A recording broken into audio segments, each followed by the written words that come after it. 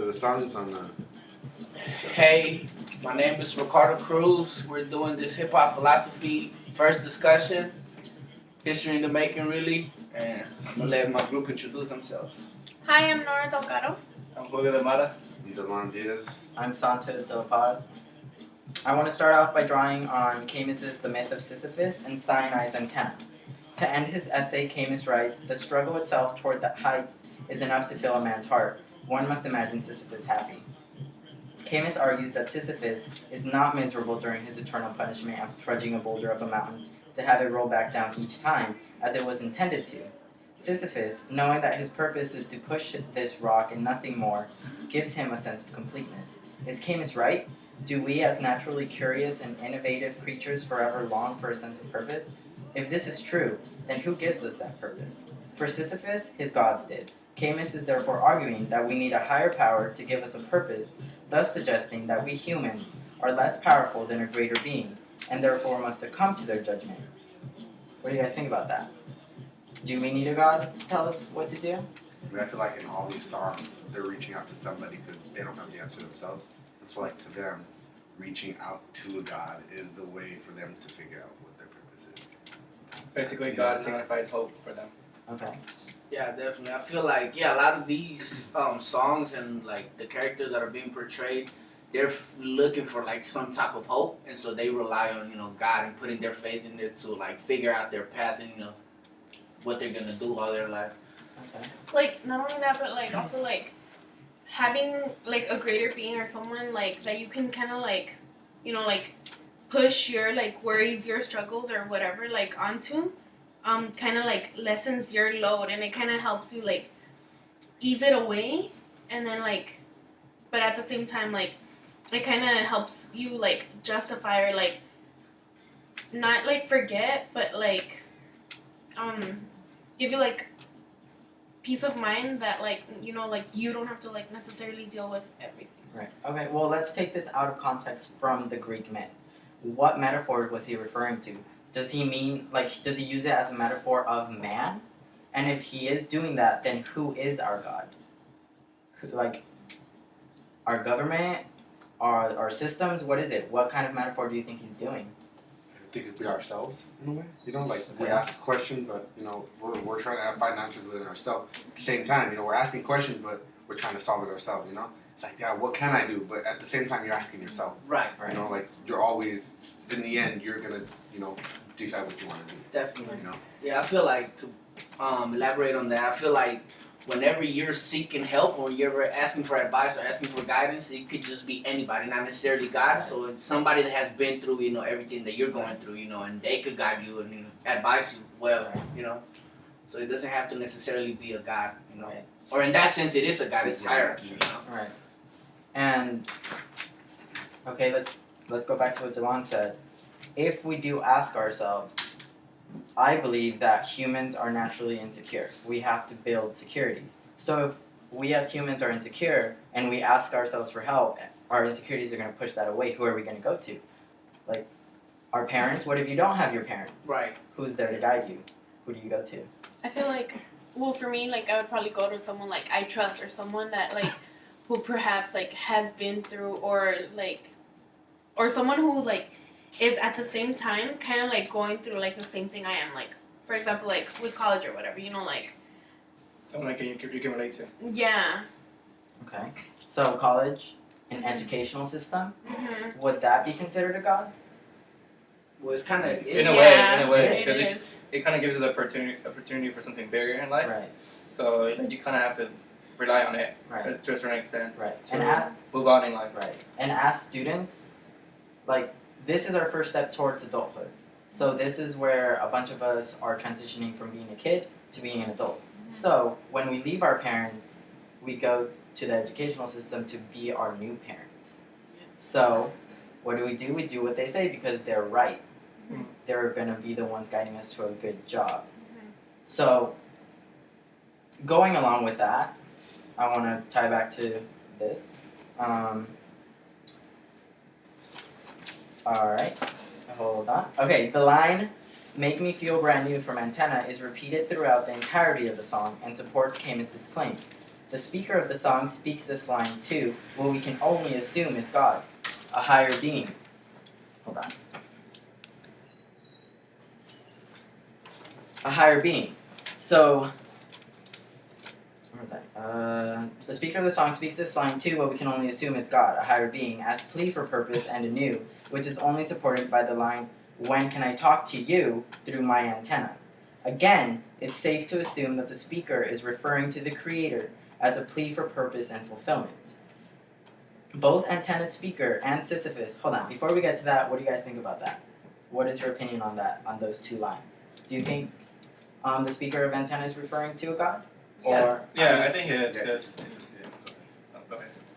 Alright, like he definitely, I mean, talk to you through my antenna. Like, he's not, at this point, it doesn't seem like he's talking to himself. Like, you know, that he'd be able to talk to himself. Like, he's trying to like find somebody else.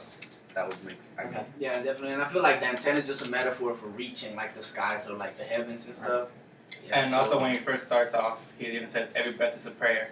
right, So right. So, And then like within like that little chorus or whatever, it says, "What should I do?" Like, obviously he needs like someone he doesn't know what to do. Yeah, he's so trying we're to going find back to human insecurities. Mhm. We need someone. we need- So it's going to be a God, right? And we can only assume it's a God because we don't know who the speaker is. And he does relate to a bunch of religious diction. yeah. All right, so we got that. All right, so both antenna speaker and Sisyphus require a higher being's judgment and guidance towards their purpose, whether in the form of punishment, as for Sisyphus. The speaker for antenna, however, has not been given a purpose and is therefore left to continue asking for it. Now, why is this important? To me, this suggests two things. One, we are always in search for a God, a higher being, who knows all and thus must have the power to answer the question that generations have died for, which is, what is the purpose of life? And two, because we are always in search for a higher being, for guidance, we succumb to a system of hierarchies. We give power over our lives to others whom we believe will protect and guide us towards fulfillment, whether that's parents or the educational system like we spoke about. However, we must remember, and I say remember rather than realize because we already know, that those people are just that, they're only people. So why can we trust them? And is that what antenna speaker is arguing? And what Camus is trying to refer to? Are they telling us to not do that? Or are they telling us to keep following those hierarchies? What do you guys think? Right. I don't know if I feel like back to like the Greek story.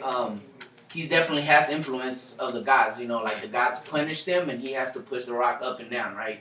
I feel like outside of context and like for real life, it's more of like if you want to follow somebody's advice, you know, like it's definitely there. I feel like nobody could tell you exactly what to do to be good or to be happy, right, or to be successful. Is you have to figure that out by yourself. You know, your fulfillment, and that kind of leads to like your destiny and what your fate is gonna be. You know, like for example, for me, I find fulfillment like kind of helping out people individually. You know, and giving them advice and kind of just getting that smile out of the people and being like, hey, you know, like thank you. You know, that's basically for me. You know, but for other people, it might be engineering or like discovering the new cure for a cure for cancer or something like that, and that could be their passion. So it's definitely different. You know, I don't think nowadays, you know, like maybe the story was just really about the gods and them kind of figuring out your life for you. But like now it's just like you kind of figure out the life for yourself, and then you just listen to people's advice to make sure that you don't fall off of that, you know, of that road. I don't know. Like, I feel like, kind of like, they talked about, like, your destiny or your fate or whatever is, like, already decided for you. Like, the only thing you somewhat have control over is, like, the choices you make to reach that fate or that destiny. Whatever is, like, destined for you, Right. you know? Okay, so are you guys saying that times have changed? Like, in Greek time, when this story was relevant, like, the gods were everything people had. They actually, like, believed it. And now we are more advanced, we're more technological, where we can do it for ourselves. But somehow we keep going back to people. We need others. And that is a social construction. And it's not only a social construction, I think it's human nature. Yeah. We are social creatures. Okay? So, we need to socialize. right. We can't do everything like alone. Yeah, I feel like for a lot of us, and then anybody feel free to speak on this, but like we need the acceptance of people to kind of because they have to accept what we're doing to be able to feel like we're being successful, and stuff like that. So I don't know. Within acceptance, I think we need the guidance of someone else. For instance, like Nas, he did his father, and like even though he left him at a certain age, he's really grateful that he left him, kind of like in teenage years, because he says that he left him, but he left him in a good place where he can just grow up by himself after that. All right. And what song is that? Nas. Pablo was a player. Papa was a player. Okay. Yeah. So he's saying, okay, what about that song? Wait, let me just find the lyrics. I just feel like even though his dad even though his dad did leave him in there, he says right here, but his dad did teach him he told him to hold his own and to value his home. And even though he did leave him in the end, like he guided him through his young years where he needed the most help, and that's what I mean by like, you need someone else to guide you. And in this case, that was his dad. Okay. Anything else on that? Right. Well, do you think that was good? Because he does go later in the song saying that he smokes weed now and that he's following after his dad's steps, but is that necessarily a good thing? You know? So like, I don't know, like I said previously, like you have to be wise of, listening or like just picking up that advice that, people have to give you, and like you have to just be wise of what you want to follow with your life, Right. Obviously you're not going to be the same as your father, and, Right. he's not going to be the same as your grandpa, so you kind of learn from your role model, your figure, the best that you can, and then, and kind of Take just move from from it. there. Yeah, exactly. You take a little bit from that and, keep moving forward with your life and what you want to do. Right, but remember, he was 8. He was 8 at the Or time? he was young, right? It was only 6 years of his life? Yeah, but for instance, what if he aborted him? He would never be alive. Right. And he said that's why he stayed with us until we grew up, and the respect is still here. Okay. So he got something from that. Okay. So, And then like it also talks about how he's like he was there like even during my first fight and like still stood right by me.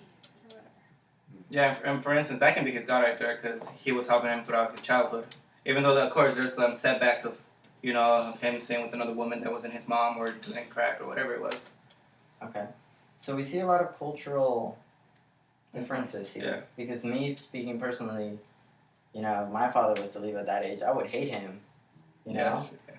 So, what do you guys think about that? Do you think it's cultural differences, or is it just different individualities? I feel like people go through different struggles. Definitely, sometimes you might be born in a different like I guess level or a different like quality of life than other people and maybe like say for example just say for my father, maybe he had to sell drugs because there was no jobs around, and maybe he had been in jail already in his teenage years, so he can't really get a good job, so he still has to fend for his family, still has to feed them. So what he could do, like if that's the only way, or some people just see that as like their only option a lot of And times. we can't really judge anyone. Exactly. We can't compare circumstances either. Exactly. We're not Right. anyone to say anything about that. I definitely think it does depend on like people's socioeconomic status, like race, gender, just like all those things that like help or not help but like build up to like people's like struggles and like things that they've been through in life. I mean, I think that in all that, with everything that was just said, we could tie it back into Camus. You know how Sisyphus was pushing back that rock up over and over, and it was like it was a punishment, but it was but he made it something else. And at the same time, we can go back into this and say, okay, so it was God that punished him, that made that a struggle, that said that was a struggle. Right. At the same time, looking at all these peoples, all the communities they're from, is a society considered a God in this sense? For the way that we raise ourselves and work for what, like we're raising ourselves to society standards, not like someone else, like Right. in a sense they're playing our gods. Right. Because they're telling us what's right, what's wrong, Yeah. what's Okay. rich, what's poor, what's Right. black, what's white. And at the same time, like they're creating the stresses for us. Right. So with that, like in that sense, would society be God, whether it's a smaller little, Right. I think if you're really looking at like a way to kind of be successful or be accepted, then definitely a society that builds you basically. Like it gives you it tells you what's right and what's wrong, you know, and what to do and not to do, you know. And if it's right or wrong, you know, that's a whole nother topic, you know. Like, we kind of grow up into this system, and so that kind of becomes our God, you know. Like, I feel like we just adapt to like certain social constructions that are already like set in place when we're born. We just kind of like, you know, follow what the systems. Yeah. Okay. Yeah. I want to raise another point. Okay, so we have established that there are godlike figures, you know, society, whatever. So, what about revolt?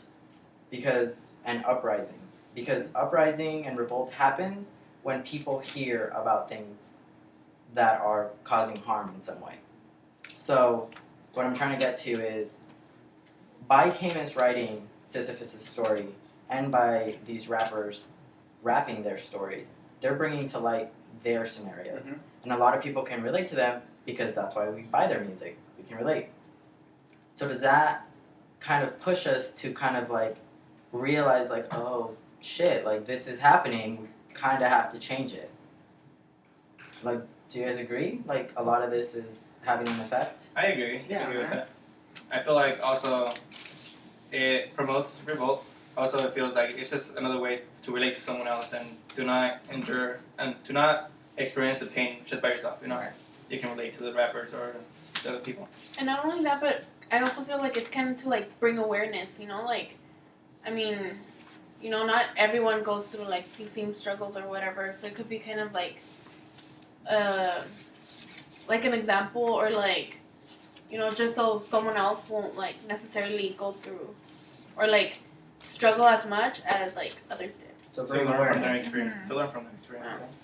Yeah, I definitely feel like a lot of these hip hop songs and like, you know, raps or whatever, they kind of talk about the struggle, you know, and there's people that outside of this struggle, outside of the community, they don't really know.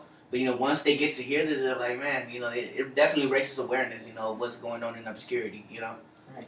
They might just be seen as another statistic, but in reality, you know, it's people that are trying to do good, you know, but they don't have the resources or the opportunities to do something good with that, you know. I think like in the Ballad of Noah, they talk about like the first step on the path that I know is paved with much difficulty. Like a lot of people don't know how to overcome that difficulty, so it stays like we kind of stay on the Stuck easy there. way. Most people, you know, society's like, hey, just keep taking this path, but the one we need to take in order to really make a difference is like the one where it's like, you know, Yeah. that's gonna be tough, you Gonna know, be at radical. this point. Yeah, Right. and like how they say, it's hard breaking the cycle, you know, Right. whatever's already in place is hard. Yeah. Right. All right. So, going along with that, I believe that rap has had a huge effect on minorities, to put it bluntly, making something of their lives. And UCSC can be an example for that. The number of minorities is increasing dramatically every year. Yeah. I believe that rap has a huge effect on that because it's what we listen to and it's what we take our guidance from. So if we listen to all these sad stories, we're like, fuck that, I'm not going to do that. That's not going to happen with me. And I'm going to help people so that they don't have to go through that. So I'm going to educate myself.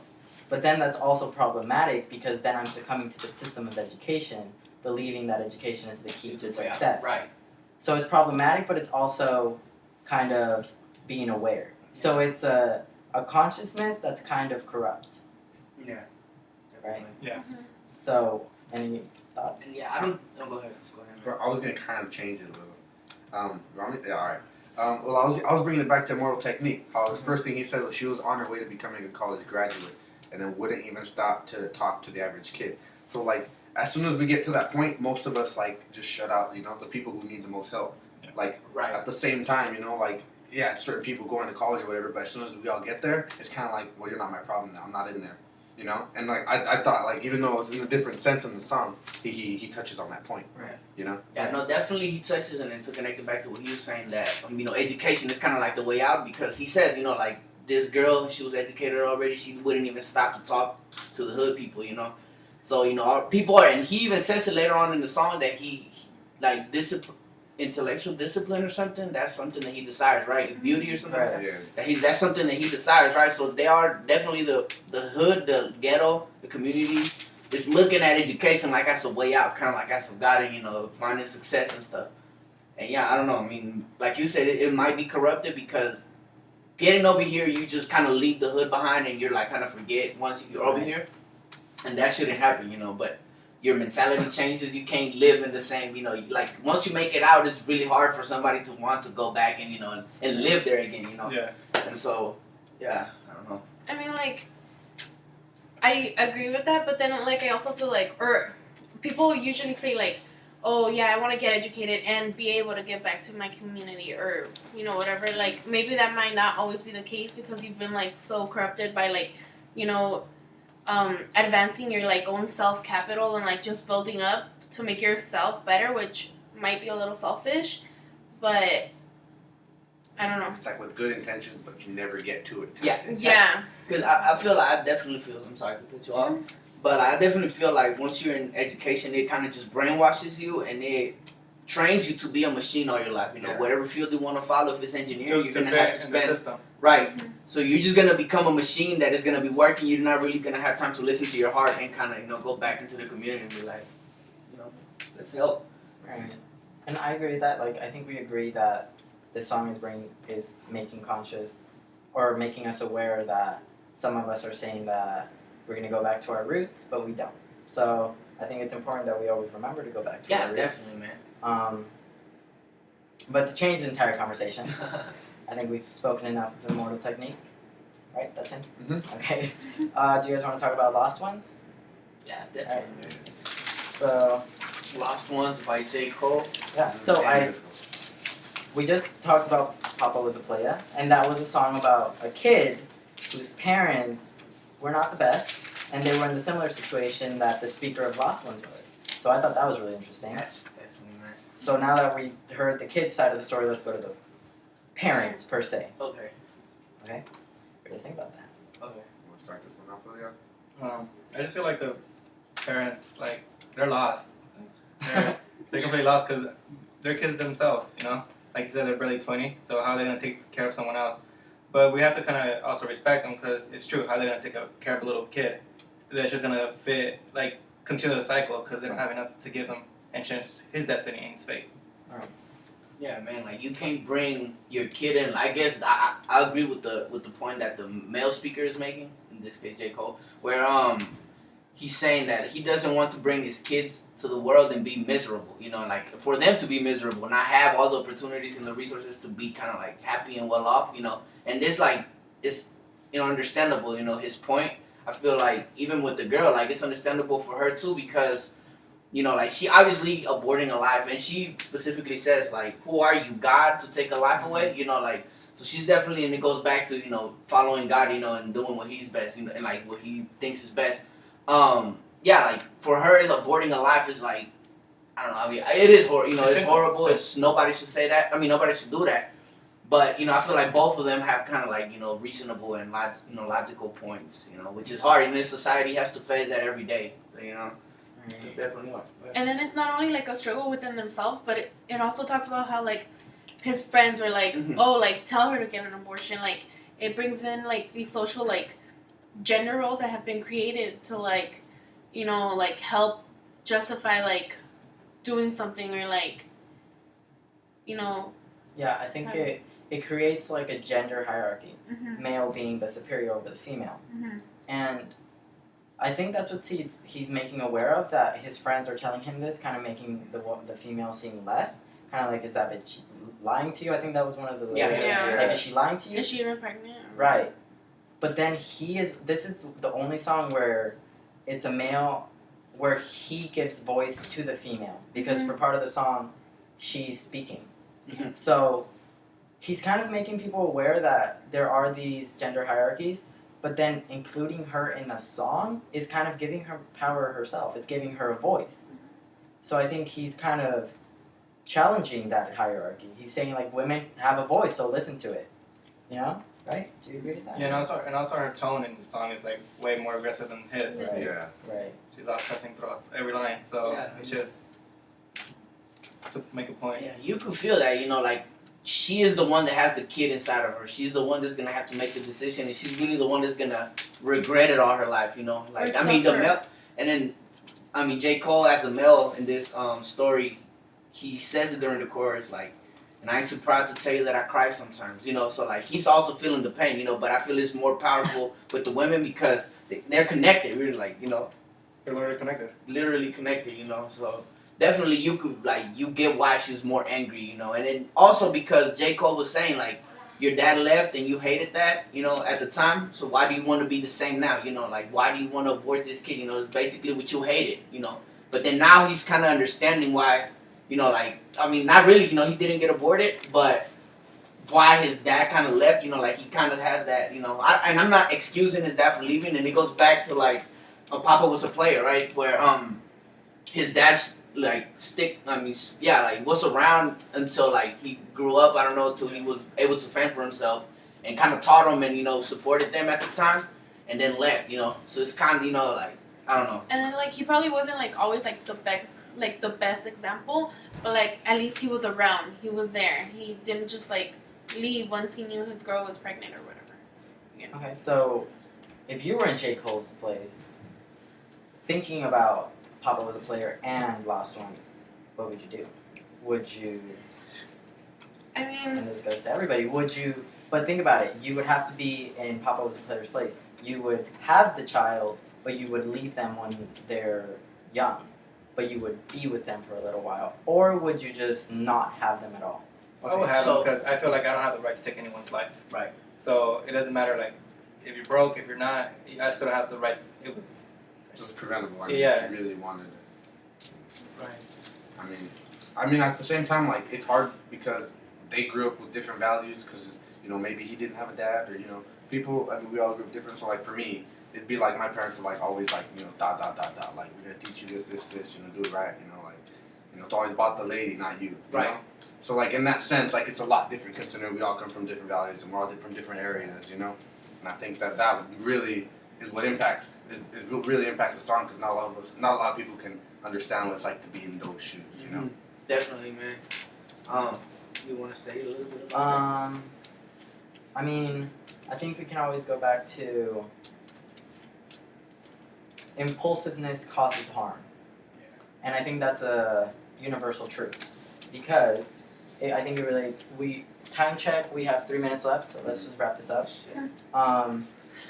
So do you guys want to finish with? So, I just like if we're gonna stay just in the topic a little bit, I want to say something. So like I feel like let's think back to like J. Cole and, you know, she doesn't like maybe it was a one night stand, right? I don't know why he hit it raw. He, you know, he got her pregnant. They obviously don't get along even when they're arguing, you know, even before the baby, you know, is born.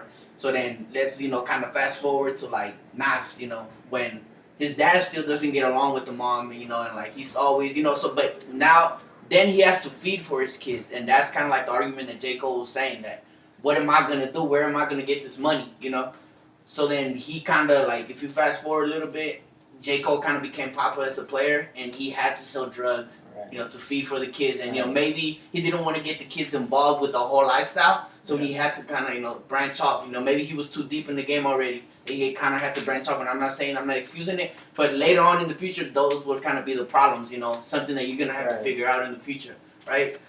So, and going off that, Foxy Brown talked about her life without a dad. Think about that. So like, she talks about, like, she's always lonely. She always wants love, but never gets with guys who, like, love her. Mm-hmm. You know, and, like, she always talks about that struggle and, like, how much she doesn't like the fact that her dad's not there. So, like, we have, like, you know, the kid who's gonna possibly be born or not. We have the boy that had the dad, but the relationship wasn't good. Then we have the girl who didn't even have the dad. Yeah.